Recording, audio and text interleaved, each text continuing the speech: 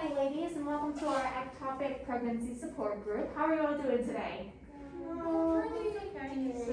Yeah. Well, we're going to start by introducing ourselves. My name is Michaela. I am a RN that works at Bayfront.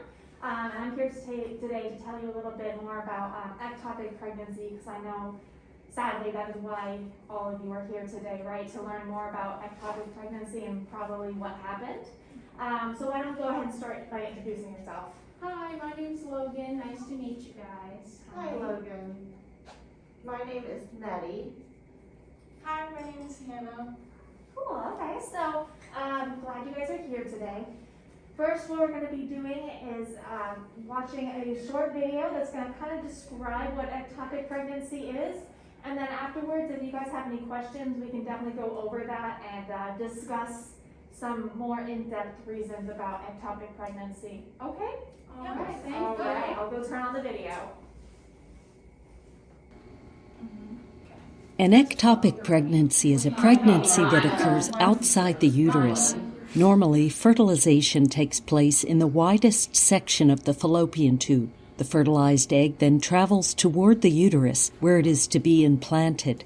Ectopic pregnancy happens when the egg gets stuck on its way and starts to develop inside the tube. This is known as tubal pregnancy. Implantation may also occur in the cervix, ovaries, and abdominal cavity, but tubal pregnancy is by far the most common. With extremely rare exceptions, the fetus cannot survive outside the uterus. Without treatment, the growing tissue may rupture, resulting in destruction of the surrounding maternal structures and a massive blood loss that could be life-threatening. An ectopic pregnancy may have no signs or may feel like a normal pregnancy at first, with positive pregnancy test result for HCG. First clinical symptoms usually appear after 4 weeks from the last normal menstrual period and may include abdominal pain, vaginal bleeding, or both. There may also be shoulder pain. If the fallopian tube ruptures, heavy bleeding, fainting, and shock can be expected. This is a medical emergency and requires immediate attention. Tubal pregnancy occurs because of problems in transportation of the fertilized egg through the tube. Fallopian tubes are lined with hair-like structures called cilia that help to move the egg through. It is believed that a reduction in number of cilia may slow down the transport and lead to tubal pregnancies. Cilia degeneration can happen as a result of tubal tissue scarring or as an effect of certain chemicals or drugs.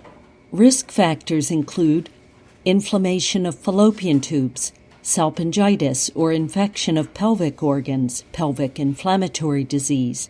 These infections are commonly caused by gonorrhea or chlamydia. Use of an intrauterine device as a contraceptive method.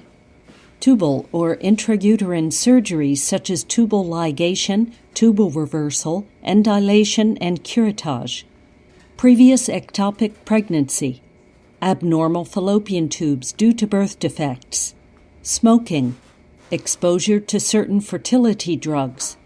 Daughters of mothers who have taken the synthetic estrogen diethylstilbestrol during pregnancy. Diagnosis is often based on blood tests for HCG and a transvaginal ultrasound. If the ectopic pregnancy is detected early, methotrexate may be injected to dissolve the pregnancy tissue. In other cases, a keyhole surgery may be performed.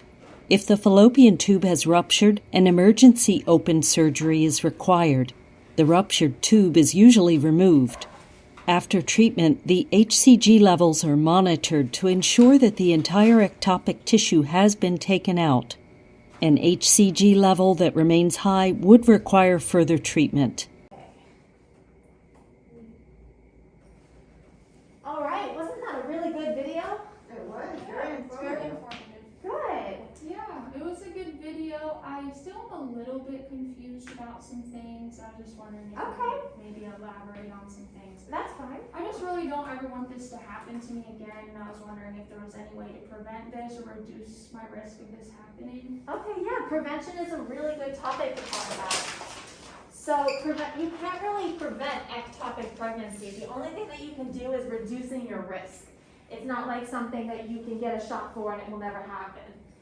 The first thing that we try and teach our women is that you should try to limit the number of sexual partners that you have. And if you do continue to have many partners, that's fine, but just remember to be conscious of making sure to wear a condom with each time, and then trying to get tested as often as you can, because getting tested is going to allow you to catch early STIs before they get really bad. The next one is going to be wearing a condom. There's no exceptions for that, okay? Wearing condoms is going to be your #1 protection against all STIs, which have been proven to increase your risk of ectopic pregnancy. I was just wondering, sorry to interrupt. Yeah, that's okay. So if I'm only with one person, do I still need to get tested if I'm wearing a condom and just with that one person? If you're just with that one person and that one person is also monogamous with you, you can wear a condom. You don't really have to get tested as often because you are just one-on-one, so you know there's no other people coming in with STIs. If you want to get tested anyway just to prevent it, then that's totally okay, and you can definitely do that. Well, thank you for explaining that. Of course. The next one that we do for prevention is to use good personal hygiene. That would be like making sure to urinate after sex to prevent any STIs, doing good wiping from the front to the back, and then making sure to change underwear like constantly to make sure that there's no reason to have any infection coming in. And then if you are a smoker, or if you are around someone who smokes, it's best to avoid that as much as possible, because that is something that can cause you to increase your risk for ectopic pregnancy. And then lastly, consult your gynecologist about contraceptive choices, because they've found that certain contraceptives can actually increase your risk for getting ectopic pregnancy. So it's something to discuss with your gynecologist. Okay? All right, thank you. So the video actually talk about risk factors. Will you actually go more in depth about the risk factors of ectopic pregnancy? Absolutely. There's quite a few risk factors for ectopic pregnancy. Already having a previous ectopic pregnancy like you ladies have had, it will increase your risk for having another one. Inflammation and infection, especially from things like STIs, gonorrhea, and chlamydia being the main ones, those will increase your risk for getting ectopic pregnancy because they can cause PID, which is pelvic inflammatory disease. That is an infection in your pelvis, and it really makes it can cause tubal scarring on your fallopian tubes where the eggs come out and they get fertilized. What happened with you ladies is it probably got fertilized in that tube, and having STIs will increase the tubal scarring, and it's going to make it harder for them to go through, which is an increased high risk. And then if you've had previous infertility treatments like IVF, studies have shown that that has increased your risk for ectopic pregnancy. And then you have things like tubal surgery and litigation that can increase your risk for ectopic pregnancy too. So I have one question. What is really a tubal surgery? Tubal surgery is going to be when they have gone into your fallopian tubes and have probably had to sew them shut or fix them, most likely due to a previous ectopic pregnancy. And then litigation is when you get your tubes tied. Many women do this so that they prevent pregnancy, but it has occurred where ovulation has happened and then they end up getting pregnant and it can get stuck in the fallopian tube because they're tied off. And then choice of birth control, an IUD, ones that go inside, like contraceptive, is found to increase those risks of getting ectopic pregnancy too. And then of course we've already talked about smoking. Yeah. That's cool. So I was getting excited about the pregnancy, but then, this happened. I'm just not sure if I want to get pregnant again. How long do you think I should wait?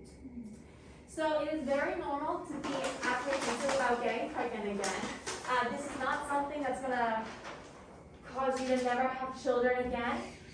It's just something that has happened to you, and now you have to let your body heal to allow time to become pregnant again, hopefully, okay?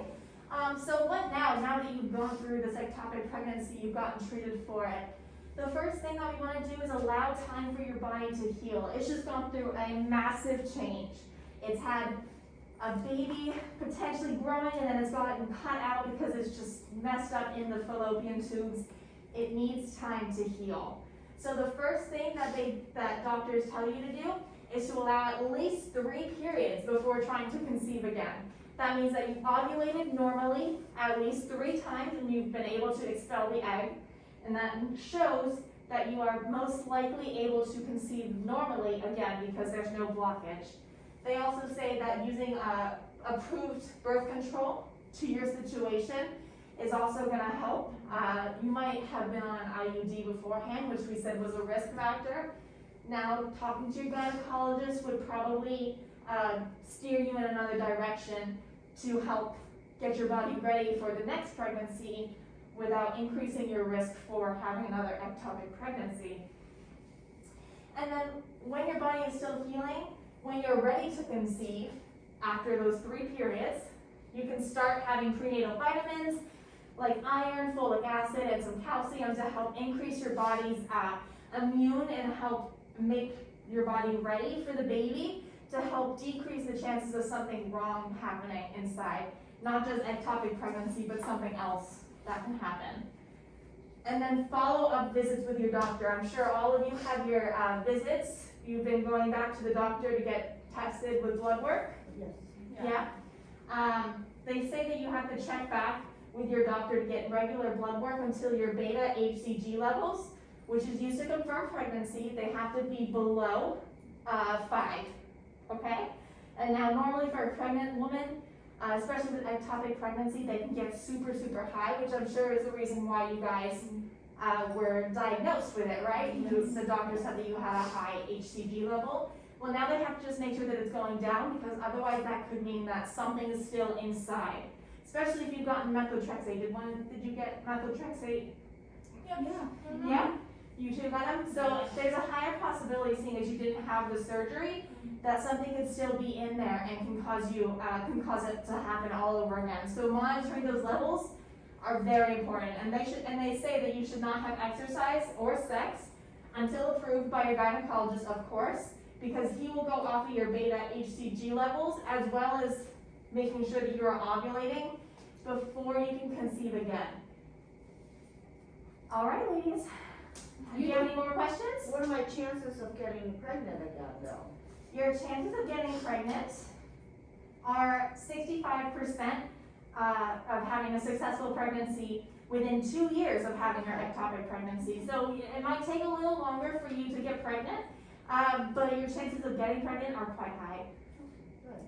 Thank you for explaining all this to Oh, us. you're This is welcome. very helpful. I feel a lot more Good. maybe confident about maybe wanting to try again in the future. So Good. Thank you so much. You're welcome.